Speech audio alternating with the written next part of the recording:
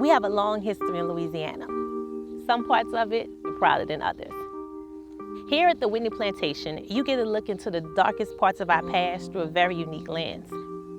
In all the plantation museums in the state, this is the only one that tells the story from the point of view of people enslaved on its grounds. It's a story that's as important now as ever, and this is the best place to hear it told.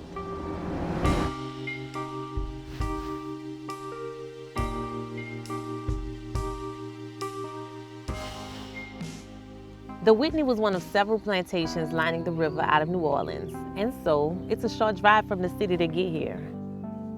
When you arrive, expect to find restored grounds, antebellum buildings, historical exhibits, and memorial artwork. But the main event is a guided 90-minute tour. Let's talk to the Whitney's Dr. Joy Banner to learn more about this space and the story it tells.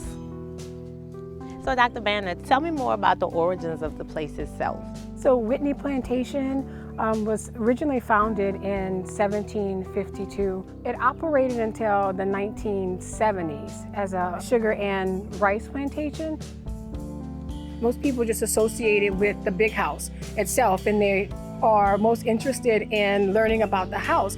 But from our perspective, the plantation really is about the economic system. The economic system depends on the crop, and the crop depends on the enslaved labor. So definitely what makes us unique is our almost exclusive focus on the lives of the enslaved.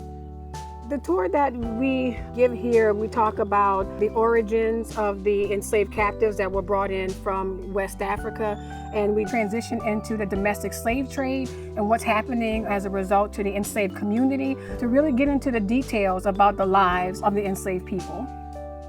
A few things to remember before you come. First, these tours sell out, so you definitely want to get tickets in advance. Second, it's a walking tour, so expect to be on your feet and on the move while you're here. And lastly, it's difficult subject matter. Though the museum honors the people enslaved here, it's still some things very difficult to hear and maybe an emotional experience. This is a site of memory, so we have a lot of people that want to come here and acknowledge and recognize and pay homage to those that were enslaved. So for example, we're told that it's powerful to see our wall of honor that has the name of the 350 or so people that were enslaved at Whitney Plantation, etched into the granite. People sometimes assume that only a certain type of guests come here, but we have a wide range of visitors. It's a subject that interests them, or there's a desire to learn, but they don't know exactly where to start, right? And so this is a starting point. There's so much of this history that's not talked about, and it's influencing our present, and we're not even aware of it.